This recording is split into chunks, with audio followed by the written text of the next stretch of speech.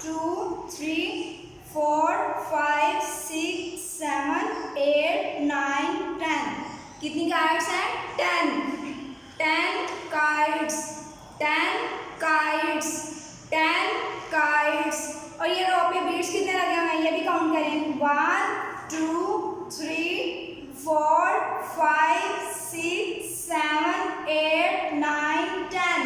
कितने बीड्स हैं? 10। कितने बीड्स हैं ये? 10। ये एक दफा अपनी बुक पे यहाँ फिंगर रखिए और साथ मिलकर पढ़ें। 1 2 3 4 5 6 7 8 9 10। 10 10 kites, 10 kites, 1 0 10 kites। किस तरह पढ़ेंगे? 1, जैसा कि आप लोग सीख चुके हैं, ये क्या है? 1 और ये है 0। किस तरह से पढ़ेंगे? 1 0 10 kites, 1 0 10 kites, 1 0 10 kites। तो चलिए आइए देखते हैं कि हमने 1 को लिखना किस तरह से है। 1 को लिखने के लिए हम क्या करेंगे? आपको नजर आ रहा है कि हम 1 को लिखने के लिए क्या करेंगे? वही लाइन्स यूज करेंगे। तो आए देखते हैं 1 को किस तरह से लिखना है। सबसे पहले आपने क्या करना है? 1 को आपने एक स्टैंडिंग लाइन यूज करनी है, एक स्टैंडिंग लाइन यूज करनी है। उसके बाद एक आपने स्लीपिंग लाइन यूज करनी है। उसके बाद आपने क्या करना है? यहाँ से आपने स्लैंटिंग लाइन यूज करनी है। तो ये क्या लिखा जाएगा? 1। क्या लिखा जाएगा? 1। और 1 के बाद आपने जब 0 को लिखना है तो 0 को आप किस तरह से लिखेंगे? आप 2 कर्व लाइंस को जब आपस में जोड़ देंगे तो क्या बन जाएगा? 0 बन जाएगा। क्या बन जाएगा? 0। ये देखें, एक कर्व लाइन लगाने लगी मैं,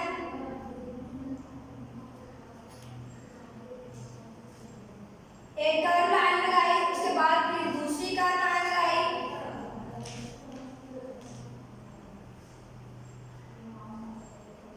तो ये क्या बन गया है? 1 0 10। क्या है?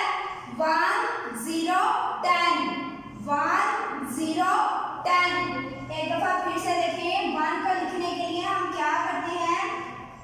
एक स्टैंडिंग लाइन यूज करते हैं। आप 1 को पहले लिखना सीख चुके हैं। आप गौर से देखें, 1 को लिखने के लिए हम एक स्टैंडिंग लाइन यूज करते हैं, उसके बाद एक स्लीपिंग लाइन यूज करते हैं, और छोटी सी हम उसकी टेल बनाने के लिए क्या यूज करते हैं? Slanting line. क्या यूज करते हैं? Slanting line. और 0 को बनाने के लिए हम 2 कर्व लाइन को जब आपस में जोड़ देते हैं तो क्या बन जाता है? 0। क्या बन जाता है? 0। एक कर्व लाइन यूज की, उसके बाद फिर एक कर्व लाइन यूज की, तो ये क्या बन गया है? 1 0 10, 1 0 10, 1 0 10। 1 को किस तरह से बनाएंगे? एक स्टैंडिंग लाइन लगाएंगे, उसके बाद एक स्लीपिंग लाइन लगाएंगे, और छोटी सी हम क्या लगाएंगे? स्टैंडिंग लाइन लगाएंगे।